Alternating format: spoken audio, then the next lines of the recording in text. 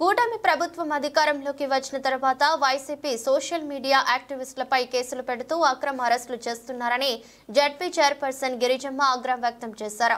YS Jagan పై అవమానకర రీతిలో postings పెడుతున్నారని వీటిని అరికట్టాలన్నారు. ఫిర్యాదుపై కేసు నమోదు చేసి దోషులను శిక్షించాలన్నారు. వైసీపీ నాయకులు కార్యకర్తలు సానుభూతి పరులు సోషల్ మీడియా కార్యకర్తలను లక్ష్యంగా చేసుకుని కక్ష సాధింపు చర్యలకు దిగుతున్నారని తెలిపారు. జగన్ ను కించపరిచేలా టీడీపీ సోషల్ మీడియా ఖాతా నుంచి అసభ్య పోస్టింగ్స్ పెడుతున్నా ఎందుకు చర్యలు తీసుకోవడం లేదని ప్రశ్నించారు. అనంతపురం జిల్లా అధ్యక్షులు అనంత వెంకటరామరెడ్డి అన్న గారి ఆధ్వర్యంలో నిన్నటి రోజున సోషల్ మీడియాలో వైఎస్ఆర్ కాంగ్రెస్ పార్టీ అధినేత అయినటువంటి జగన్మోహన్ రెడ్డి గారిపైన వారి కుటుంబ సభ్యులపైన అసభ్యకరంగమైనటువంటి పోస్టులు పెట్టినందున సోషల్ మీడియాలో ఆ విధంగా పోస్టులు పెట్టిన వారిపైన కేసు రిజిస్టర్ చేయాలని స్టేషన్ ఎస్హెచ్ఓ గారికి ఇక్కడ కంప్లైంట్ చేయడం జరిగింది. మనం చూసుకుంటే కూటమి ప్రభుత్వం ఏర్పడిన 5 నెలల కాలంలోనే వైఎస్ఆర్ కాంగ్రెస్ పార్టీ కార్యకర్తలపైన సానుభూతి పరులపైన కక్ష సాధింపు ధోరణితో వ్యవహరిస్తూ ఉన్నారు. మరీ ముఖ్యంగా కూడా వైఎస్ జగన్మోహన్ రెడ్డి గారిపైన చెప్పుకోలేని విధంగా కూడా అసభ్యకరంగా అవమానకరమైనటువంటి పోస్టులు పెడుతూ కించపరిచేలాగా చేస్తూ ఉన్నారు. వాళ్ళ ఐటీడీపీ నుంచి వచ్చిన వాళ్ళపైన కేసులు తీసుకోకుండా వైఎస్ఆర్ కాంగ్రెస్ పార్టీ కార్యకర్తలు పెడుతున్నారని చెప్పి సోషల్ మీడియా కార్యకర్తల్ని ఏ విధంగా హింసిస్తూ ఉన్నారనేది చూస్తూ ఉన్నాము.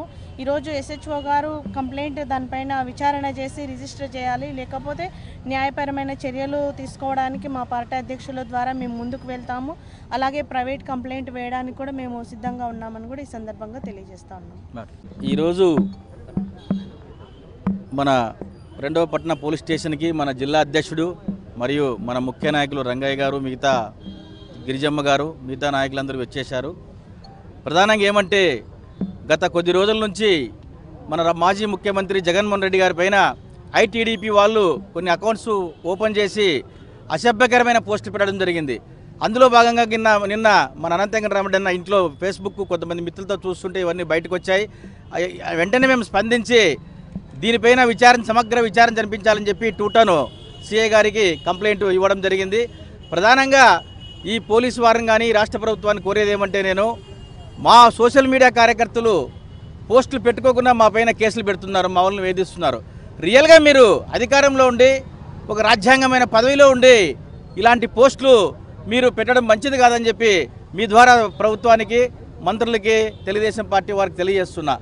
ఇందులో భాగంగా సమగ్రమైన విచారణ జరిపించి ఇన్వెస్టిగేషన్ పూర్తి చేసి ఎవరైతే బాధ్యులు ఉన్నారో వాళ్ళపైన కేసు కట్టి రిమాండ్ ఇవ్వాల్సిందిగా మీ ద్వారా ఎస్హెచ్ఓ గారిని కోరుతున్నా. లేని పక్షంలో మేము న్యాయపరంగా కోర్టును ఆశ్రయించి కోర్టు ద్వారా కూడా మేము కేసును రిజిస్టర్ చేయడానికి ముందుకు పోతామని చెప్పి చెప్తున్నాం.